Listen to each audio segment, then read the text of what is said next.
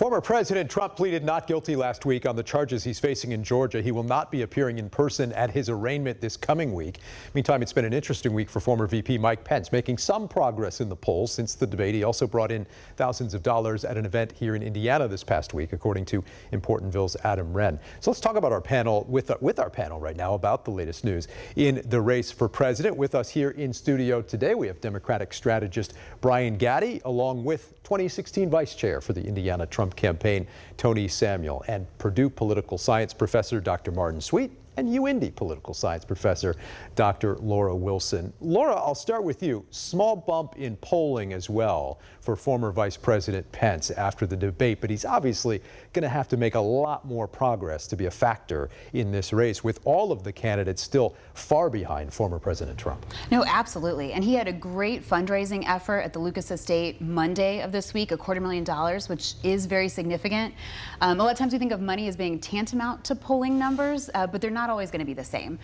Trump is handedly leading, and even with indictments and what's going on in Georgia right now, he's still clearly leading the pack. So I think for many of those Republican candidates, as we look to the end of this month with the debate, it's going to be differentiating themselves. It's going to be trying to cut down on Trump's lead, of course, and separating themselves from all the other second-rate candidates right now that are lagging far behind the former president. Martin, that same poll showed a bit of a bump for Nikki Haley as well. Ron DeSantis, meantime, taking some time from the campaign trail this past week to deal with the hurricane that hit the coast of Florida. Where do you see this race at this moment? Right. Well, Nikki Haley had a great debate. She's doing well, had nice fundraising right after.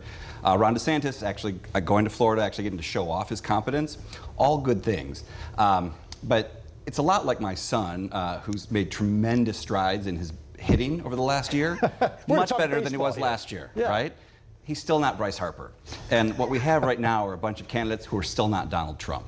And that's the problem for them. They're getting much better, but there's a long way to go. We get to peel back the curtain a little bit just on how often you and I talk about youth baseball here behind the scenes during this program.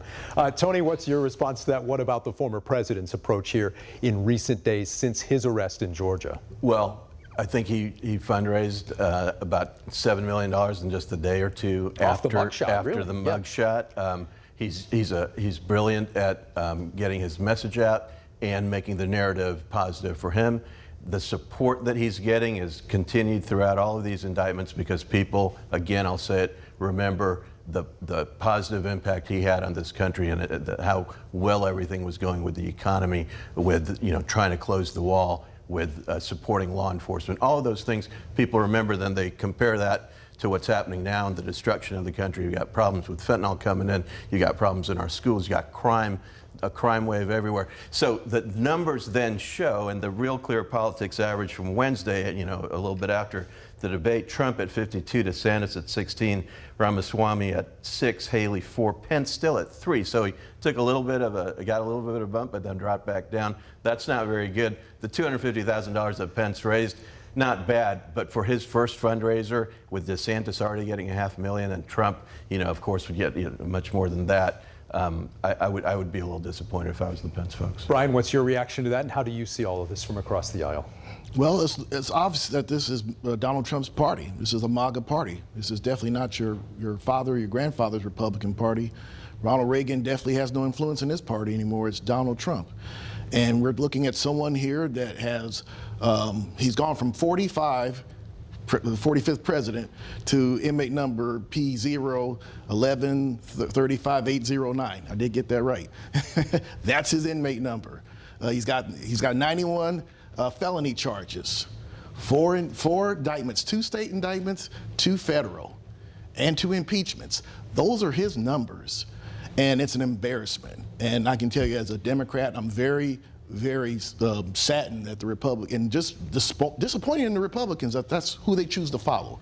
This man definitely is not in the tradition of Eisenhower or Reagan. He's an embarrassment. Laura, meantime, let's talk about the Biden administration. What about the visits that we saw here in Indiana from a couple of big figures in the administration this week? We're obviously not a swing state here, but we do have an important race for mayor this fall, noteworthy there with the former South Bend mayor and transportation secretary standing side by side with Indy's mayor at an event touting the infrastructure bill this past last week. I think that's critical when you talk about Mayor Hogsett being able to be standing right there with Secretary Buttigieg. And in terms of that $25 million grant for infrastructure, a lot of times people talk about crime and they talk about potholes with Indianapolis. This was an opportunity for Hogsett to show his alignment with the Biden administration, I think to rally Democratic voters. We're still 2 months away from the election, but these are the kind of things that people take note of, that people recognize, and sometimes people really do remember and have an impact in the election. Martin, what do you make of the visits that we had this week from the Transportation Secretary and the First Lady, which we'll show you more of here momentarily?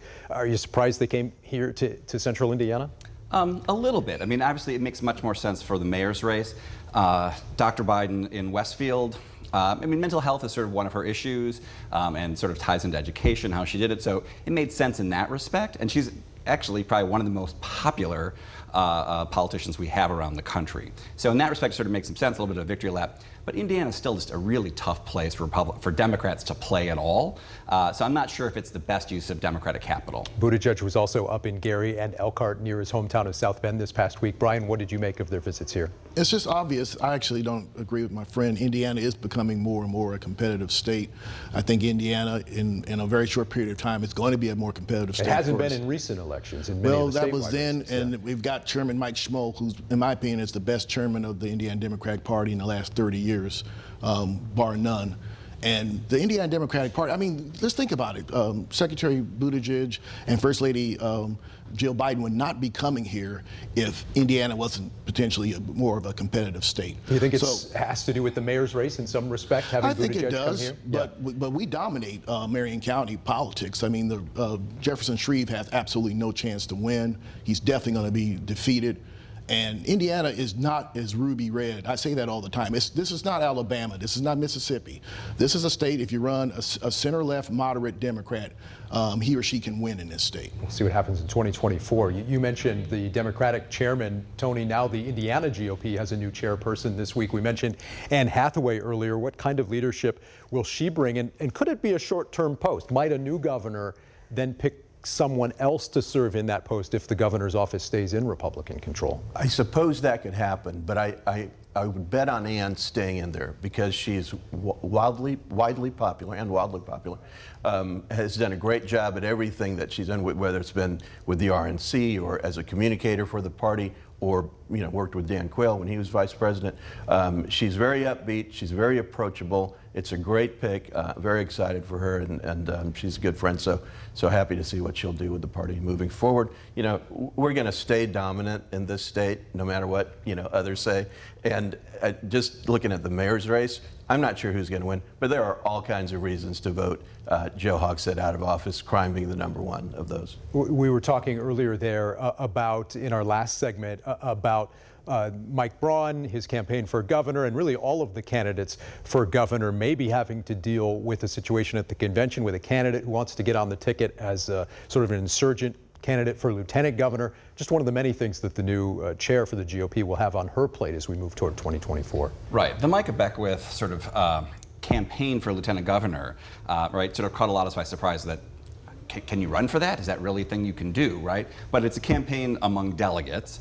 And it's challenging, right, for all of the folks who are running for governor, which is now quite a few, about how they're going to handle that stuff. So there's no real clear front runner in all this sort of stuff, and the dynamics of multiple candidates in the same lane could open up another lane for someone on the outside. So we'll see how it all shakes out, but I think a new chair will certainly have the work cut out for her. All right, a lot certainly on her plate as she steps into that role here in the weeks to come. Coming up next here on In Focus, we're going to take a closer look at First Lady Jill Biden's visit to Indiana this week and the focus on mental health for students. We'll have much more coming up right after the break. Stick around.